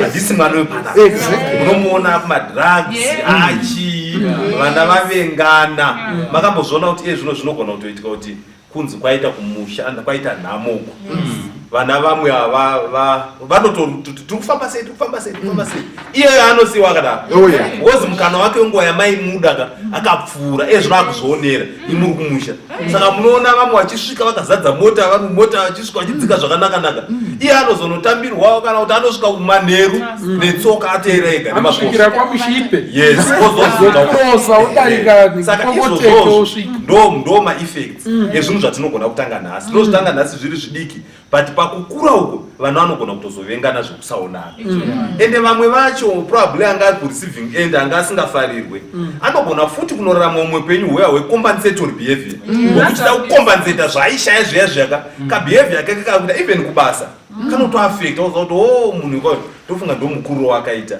mushandiro wanotoita nevamwe kubasa wakatosiyana even zvaachaita kuvana vake saka zvinogona kutoafecta munhu for the rest of the life. Thank you so much. Pane imwe term yandinonzwa ichitaurwa kunzi the poorer cousins. Alright. Unongo uchitaura neshamwari dzako ka okudza kuti isusu takakura tiri the poorer cousins. Kuitira kuti vabereki vedu baba vangu nemadzikoma avo isusu tisu tatiri vepasi ivo vakakura saka taiti chero tikashanya vana vavo vaitibata semapuara cousins. Handi muri kuona nyaya yachona yekuti chero shikanzi saka achakorobha panze ndiani vanototarisa iwe puara cousin kuti patiri isusu anofanira kukorobha iwe saka Jesu vasinanga kugeza natsoka kusvika yoshe ageze Peter bona kuti saka izvo zvekusimudzirwa kwemumwe mwachidzikisirwa zvinotoenda kuvana vavo. It goes to posterity. Kuti vana vanonga vachitofila kuti isusu mhuri yedu tisi takashorwa, tisi takashoreka chose. Ava ndo vanodini, ndo vanosimudzirwa. Mukaona futi kuti to add to point yataura naElder. Ndekuti vaya vamunoona vachiti kana vatenga bhutsu kana kuti kana azoita mari compensatory behavior ngaita kana azoita mari nyika yese ichazviziva kuti ndane mafila akati namanaiki akati anotora mapicture kuti mimi zvizivei mese kuti inini I am also kusanganisira nevamwe vaya vaikura vachiti ane nharo dzake dzaari kutoita, ane nharo dzaari kutoita ari ega. Vekutanga vafana kuziva ivavo kuti chiwa kana watenga mota anotenga dzinovhundutsa kufura munhu wese kuti muchizviziva kuti you thought kuti his whole life is about competing with those vanga vachipiwa favor. Upenyu hwakadaro unoziva kuti unonzi chii? Hanzi upenyu hunonzi munonyepa imi. Anoita netisheti yakanyorwa kunzi ndini uya. Hamsati matoona. Alright. Alright. Thank you so much. And mukada kutarisa pane imwe program yatakaita panapa tichishare kuti iko there is power in the unity of a family. A united family can conquer zvinototyisa in anything.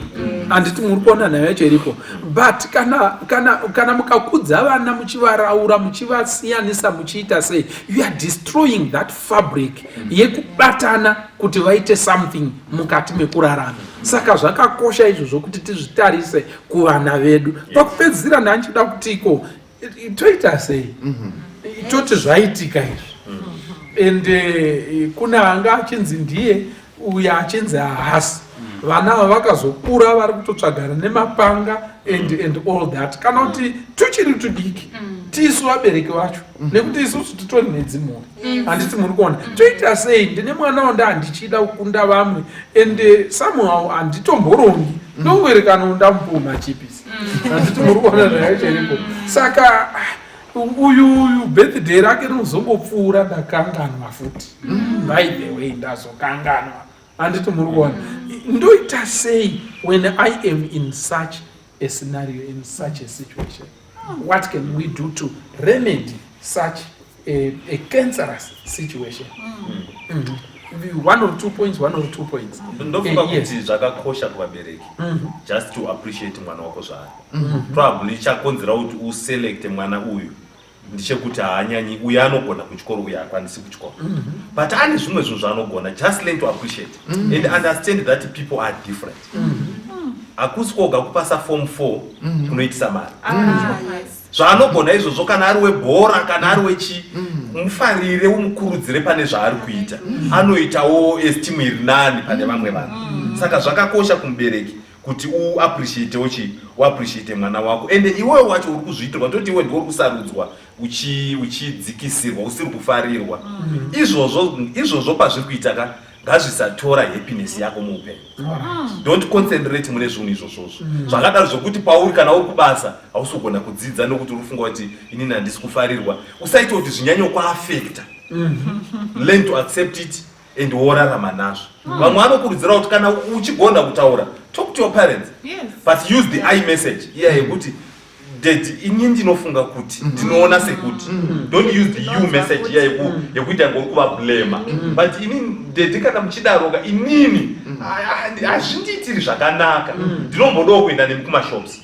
Pamuri kuenda kutaura ndombodawo kuenda nemi. Saka ndo zvimwe zvinhu zvatingaite kubatsiridza. Mubereki anotoona kuti mwana ari kuti chii. To avoid kuita, because idishuwa kakungoraura mwana muchimuisa parutivi zvinenge zvinokuenderana nekunge zvine kamwe karoshambwa kawatopa mwana iyeyo. Handiti ndizvo here? Makamboona mwana asingadiwe, mwana anobva mumba ine confusion yekuti ndiri mwana wawo here kana kuti handisi. Vana ivavavo kana kuti iko tazokura akasazotobatsirwa naJesu kuti zviite zvakanyatsokunaka, you can almost predict nzira yainofamba nayo. And this is the way drugs and kusave responsible kana kuti kuzongozviparadza upenyu and all that. Saka ameno kana makambokaonawo kakuti ikozi inenge igaroziva handiti ye mwana anoraurwa the black sheep ameno kana kusina white sheep handiti muri kuona of the family iye mwana uyu handisati ndambonyasoona akazonyatsoita zvakaiswa kunaka pane kauzunguzurwa kanozongokuteera kana Jesu akasaita sei akasabetsera. Yes, what can we do? What are some of the remedies that we can? I think zvaningataura mufundisi ndinotaisa tichitanga kudivi remubereki ndozoenda kudivi remwana. Kudivi remubereki kana watoona kuti ndo zviripo unoziva the problem is zvine emotional connection, zvine kakufara kaunoita kana uchiitira mwana uyu chakati nekakukurwadza kakunoita kana uchiitira umwe mwana the same thing.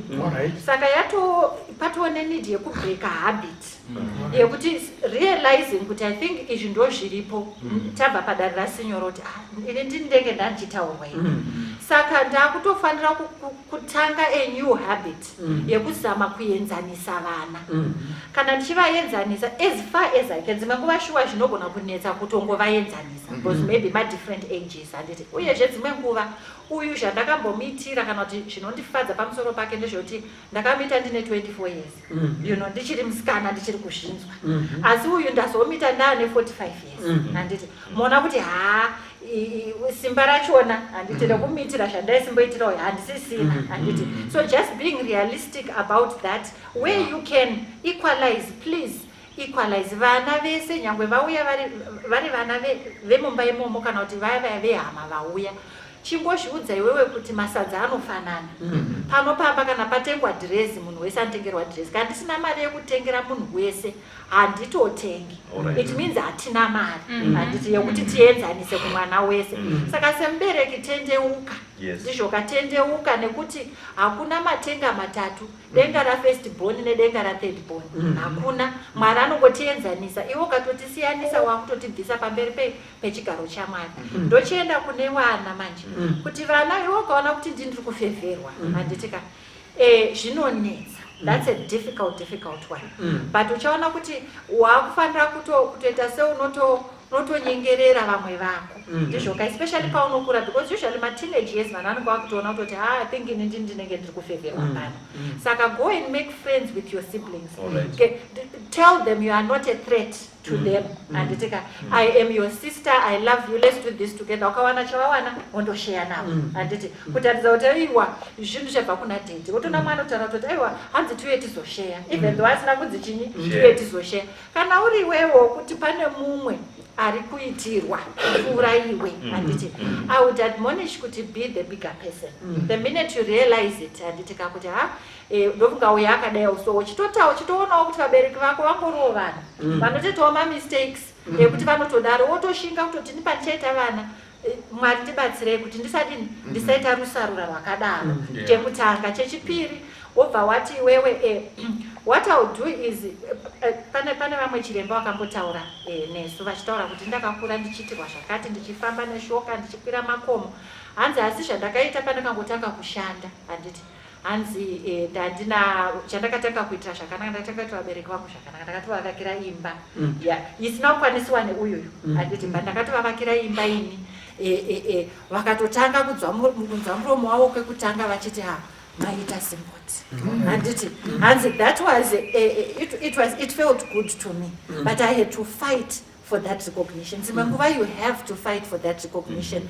Don't allow thoughts and feelings of evil to come to you. Kuti Satan moyo yakaipa ari kuitsvaka and anokupa mikana nemazano. Saka sometimes be the bigger person. Acknowledge kuti that's part of life. This life was never going to be perfect. But nindoita sei kuti ndiwine ndisati asemuna nerushambo. Thank you so much. My time. I put what is it that we can do? I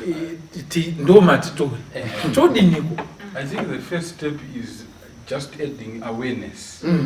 Awareness, like she said, but also being keenly aware kuti pane pazvinonyanyoitika and zvinonyanyoitika when your stress is high. Muri kusaidi kwemubereki kuti kana uri stressed unogona kuita mabehaviors iwayo ekuraura umwe mwana. Yes. Alright. Unogona kurafura umwe mwana uri stressed. Umwe mwana uzoya uri calm. Alright. Already favoritism has been what? Has been shown. Alright. Saka also understanding kuti semubereki being a biological parent does not mean you have a maternal compass to correct favoritism. Just because wazvara mwana does not mean kuti mukati mako mune kamita kanorambisa uri correct pavana vako vese. Hauna ka auto correct mukati. Tori munhu anototanza. Saka just knowing that unofanira kugara uri munhu anoita auto correct all the time. Anozvicheka pesana. Kuti am I not favoring?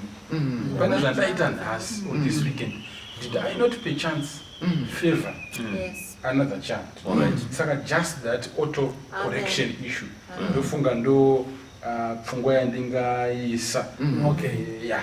Thank you so much. Maichinengo. Alright, first ndachida kuuya tikaenda kuna Ephesians chapter 6 verse 1 and 2 inoadresa vana.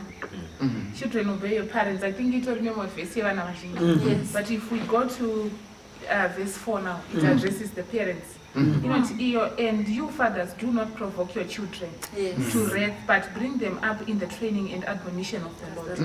Muchishona inoti imi vana baba, imi vabereki, musatsamwisa vana, asi vakudzei vari mukutya Mwari. Saka ndachifunga kuti pastor kana pane chinhu chinotsamwisa vana ndiyo nyaya yatanchitaura. Zvisinei nekuti izera ripi, vana vadiki chaivo vanototsamwa. Panochekwa apple paya, kana kuti haritocheki uyo anongonzi akwasara remwana. You expect a grade 1 child to understand kwasara remwana. I mean, that expectation is out of this world. Atomupanga zvinzwisisa. Anenge achitsamwa nhasi. Iyepo mangwana isweet, mangwana machips. Kusvikira atsamwa mwana. Zvekuti haachatogoni kana kudii kana kutokuteerera kwacho haachagoni. Saka ndachifunga kuti chimwe chinogona kubetsera vabereki, now that we are aware kuti zvinhu zvinouraya vana, zvichiuraya esteem yavo, zvozvivasvitsa kumadrugs kwangutaurwa naelder. Inove nyaya yanetsa, nyaya nesubstance abuse. Inobva ikoko. But tosanga kuti akuita zvemadrugs, but tisingazivi kuti tisi takamupushira kuenda kupi kumadrugs. Ndinoti kuvabereki pamwe chete neni ngatikumbirei vana vedu ruregero pastor. Sometimes we think that we don't owe them an apology, but we do. And vana vanotogona kuona kuti sorry yabva kuna daddy ndeyechokwadi yekao ndiyengoti sorry saka chinyarara sorry. Kana kuti vana varwa nditi ari wrong onzi atadzirwa onzi chinyarara kana unobva wachamba zimherere warumwa nenyoka chinyarara chisina kunzwisisa kuti ndatofunga kuti watemwa nedemo iyi. Wachema kudaro ngatisadupukise zvichemo zvemumwe mwana. Maybe atanga atukwa ndobva azotsuma. Mazvona pasana kuti parikunzi let's listen to our children's complaints. Amen. Tine nguva yekunyazoteerera kuti ari kuchema kuti ni sibling yangu ari kuita zvakati. Let's listen. Let's not overlook kuti tingonzwisisa zveuyu zvoumwe tisingazivi. Amen. Zvinhu izvi zvinotinetsa mangwana, and also time allocation pavana. Let's allocate it zvichienderana nemazera avo. Kana vari vema-teenagers, let's go out with them.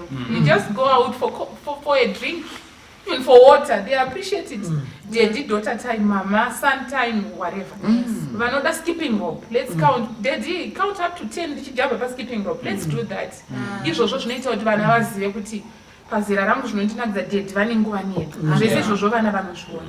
Saka ndinoona iri imwe nzira inogona kutibetsera. Right. Gono? Yes. Yakwatai. Ayo yakanaka. Chiitai tivhare poto tiende. Tinoda kutenda zvikuru kwazvo. Tichiti patsika remberi ndopo tsika reshure. Senyaya yataurwa yekuti nguva nevana vedu. Ndofunga tingangobve nayo pana mapisarema 127 ichititaurira kuti vanaka inhaka inobva kuna Jehovha. Sezvakangoita minwe yenyu isinyoro mukaitarisa haina kana kuenzana. Ende kutosiyana kwayo iko kune chikonzero. Munoona kuti ruoko runonzi is the most versatile instrument that is known to humanity. Vanoverenga kuti runokwanisa kuita mamovements mangani ruoko nekuda kugadzirwa kwarwakaita. Saka nemumhuri vanawo vanosiyana sekusiyana kunoita minwe yemaoko edu. Zvakakosha kuti muchaona kuti haina simba rakafanana minwe, ine simba rakasiyana. Asi kana mumwe munhu ukashayikwa ruoko rwese runoderera simba. Muri kupaona? Saka zvakakosha kuti tione kusiyana ikokuku, not as a weakness. But ngapawe neunity in this diversity. Ngapawe nekubatana mukusiyana ikoku. Saka zvinogona kuva kusiyana pakunjere dzekuchikoro kana pane zvipi nezvozvo. Kusiyana kwedu kunogona kuva pakawanda. Isu maybe sevabereki tikangobata ipapo pokuti vana inhaka inobva kuna Jehovha. Muri kuona? Tochigamuchira mukusiyana kwawo. Shona inoti vana urama pako. Unozaramba vane murume. Zvinoreva kuti vana vanogona kuya vakasiyana. Muri kuona? Asi tinofanira kuvagamuchira vachipiwa rudo sekumwari vachitibetsera kuti pasava nekutsaura nekusiyanisa kungaitwa ipapapa. Ndofunga imwe nyaya yamakambotaura maichinengu pane chimwe chirongwa inyaya yematemperaments yekuti inokosha kuti sevabereki tizvidzidze kuti unogona kuda kuti mwana wako ari phlegmatic afanana nesango. Muri kupaona?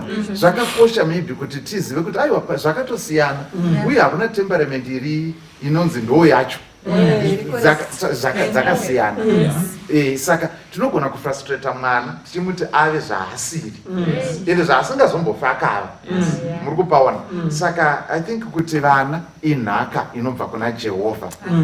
Ipfungwa inokosha zvikuru yatinofanira kubatisisa. I think topedzisira nekuti kune vana vari kusangana nemachallenges akadai.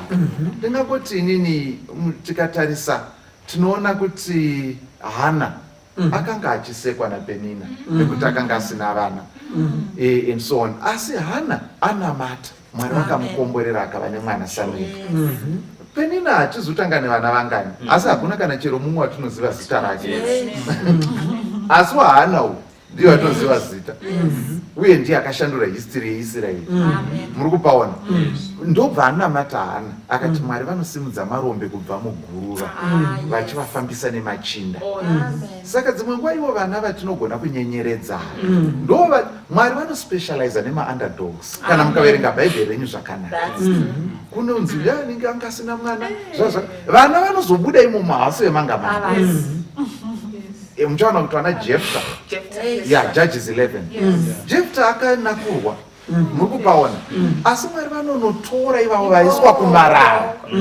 Ivavo ndo vanoratidza mbiri yaMwari kuti handiyo kumarara iro nomufambisa nemachinda. Muri kupaona? Saka dai Mwari vatibatsira kuti tipacherechedze tichiona kuti vana tongovagamuchira mukusiyana kwavo Mwari vachitibatsira nekuti tose takaitwa mumufananidzo waMwari. Tinotenda kuno maita henyu. Saka nemamazwi ndakachida kuti iko tizive vabereki kuti iko kuenzanisa vana zvinosimbisa mhuri pachinhu chimwe chete nekutofambira mberi mukati mekurarama. Iko kuvaenzanisa ukoko zvakatoti koshei. Ende mumba ngamuregere kuve mwana anoita zindoga, anomira ega, anoona sekuti iko ndini muroyi mukati mevanhu vakazvinakira zvavo. Mwana iyeye mune matomufonyora pfungwa zvinenge zvatoipa mukati meupenyu. Ende chimwe chinhu chandinoda kukuudzai sekutaura kukurukura kwataita panapa nekutaura kwaita Gono vachipendera, ndoda kukuudzai munopa Mwari manyenwe kana mukanakura munhu. Ndo panotanga nyawi raMwari rekuita zvinotyisa nemunhu wamanakura. Ndosekera kuona zvese ndofunga anonzi hanzi dombo rakaraswa nevavake ndo rakazwa musoro wekona mavharisi ratariswa nemuvake akati ndotema nebaba ndo airariite ndokurasa. Hanzi Mwari iroro ndo ranototarisa kuti raraswa iri nyawi rake rekukomborera robva ratotouya. Mwari oropafadza oitira zvakanaka. Ndachida kutaurawo zvakare nevana vari in that situation yekunge kunakurwa zvishoma. pamwe vabereki ndo zvavari kutoita zviri kutoitika mukati meupenyu. Kana kuti watova murume mukuru asi ukanyatsogara pasi chaizvo chaizvo misodzi inenge ichayerera uchiti vaimbozviitirei mukati meupenyu. Nanhasi zvinokudzimba zvinokuremera mukati meupenyu. Ndoda kutaurira hama yangu, Mwari anoita zvishamiso nanamurambiwa. Mwari anozvigona izvozvo. Mwari ngaakubatsire akuitire zvakanaka. Toda kunamata kana varipo vekuti kwanoona kuti pane zvakakanganiswa mukati meupenyu hwangu nekungonakurwo kwandaitwa. Pada muri pamusha kana kuti muri wakuwasha hauna mutsindo paunosvika pamusha, asi pane umwe mukuwasha wekuti iko kana zvaita machongo anotsvingirwa kana asvika zvogadzirwa kuti but iwewe unonge ungori weziya unonakurwa uchiiswa parutivi. Haikona kuora mwoyo mudikani. Jehovha anewe. Mwari ngaakutungamirira akuitire zvakanaka. Toda kunamatira vanhu vakaita saivavo vanofira kuti takaita vana murambiwa mukati meupenyu. Ngatinamatei. Ngatinamatei. Jehovha muri kumusoro kudenga, tinouya pamberi pechigaro chenyu tichikutendai nezuva rinonzi nhasi nechirongwa chatava nacho nemashoko amatizevezera muhana dzedu kuburikidza nechirongwa ichi. Vamwe tiri vabereki tiregererewo patakaita mukusaziva. Tinongokumbira Ishe kuti mhuri dzedu dzive mhuri dzinoropafadzwa nemi. Toda kunamata tichiunza vana vangadai vari kuti ndofunga ndini mumwe wevakasarudzwa nekunyenyeredzwa. Ishe vaitirewo zvakanaka, vasaore mwoyo, vazive kuti vakaitwa mumufananidzo wenyu uye imi ndimi munokwanisa kuvatungamirira. Tinonamata Ishe, pane vamwe kuti mumhuri matova neupandu, matova nemhirizhonga nekuda kwenyaya dzakadai. Atongova nyaya yaJosefa nevakoma vake. Tinongokumbira kuti pindiraiwo sekugadzirisa kwamakazoita Josefa nevakoma, vakakwanisa kuyanana, vakachema, vakaregererana. Tinongonamatira zvimwe chete. Tiyananisewo mukati memhuri dzedu. Hatidi kuti dzipere dzingori mhuri dzekusumudzirana makano. Tinoshuvira kuti muve nerudo nerugare nevana vedu nezvizukuru zvichazotevera. Tinoshuvira kuti vakure mukati menzira yakanaka. Tinokutendai nekuda kweshoko renyu. Tinokutendai Jehovha, muzita raIshe Jesu tanamata nekutenda. Amen. Tinotenda chose. Mwari ngaakukomborerei. Mwari akubatsire akuitire zvakanaka. Amen. Do you believe in the prophets? Yes, you've got to ask the question first. Which prophets are you talking about? I want to be with the ministers in heaven. I want to be with the generals in heaven. Idengaripira ndikada kuinda ndoga. Ndoda kuinda ona vakuru. Nekuti mukristo anoda kupurusirwa. Ukampurusira womunyengerera. Ukamnyengerera womunyenga. Ukamunyenga ozoti waposa wasvika sauna. Ukaparidza noti asasiya vhesi riya. Ukaparidza kuti nyaya idaenda neuko. Vakugona kubata hari dzinopisa vachidzi-gadzika pasi. Ndo mashandiro anoita mwoyo wako. Ukarova nhasi ukauti nyarara, ukarova mangwana ukauti nyarara, ukarova kuswera mangwana ukauti nyarara. Chenjera kuti uchatadza kunzwa inzwi raMwari achikudaidza.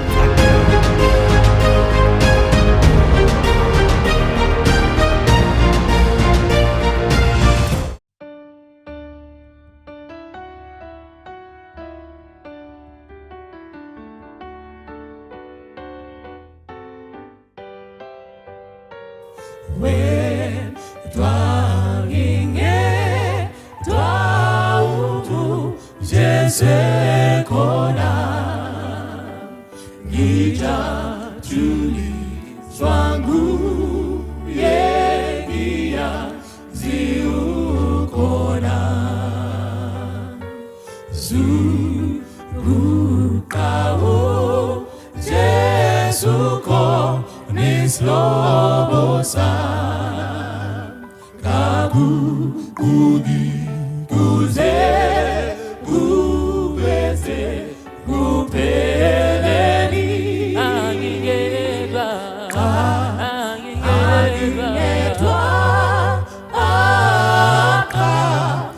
angingedwa kaso ze angishiyegedwa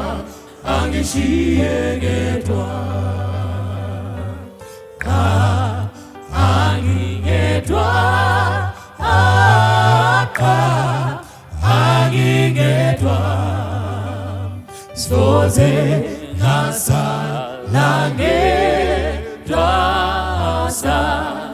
langedwa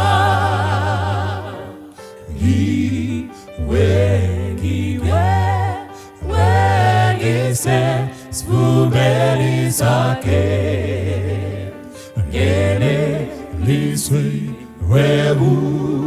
uphumla phakade lutho ngeyamekha kulungi ngelutho yona ingaloka Jesu ngimilo sizo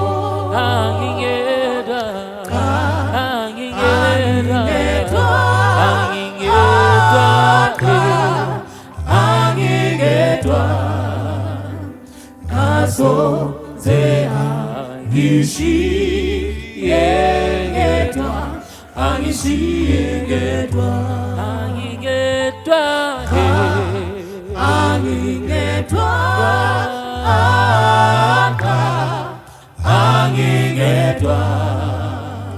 soze ngasalangedwa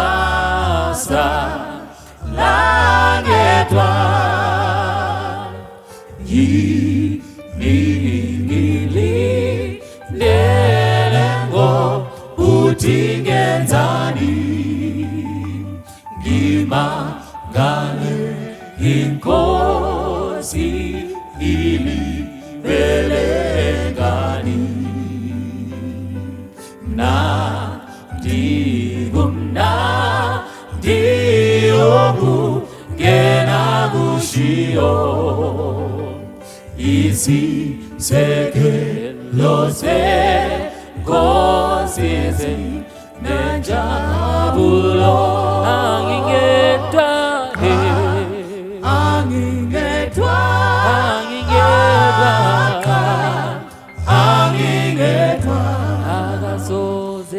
soze angishiyengedwa angishiyengedwa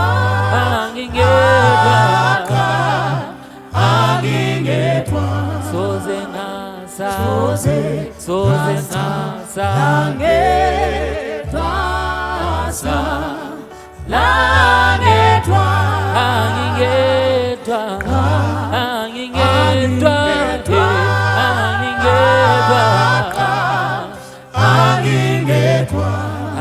soze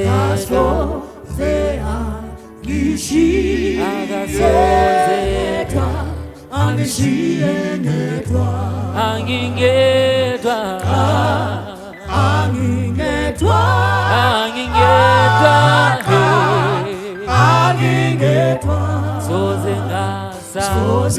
soze ngasa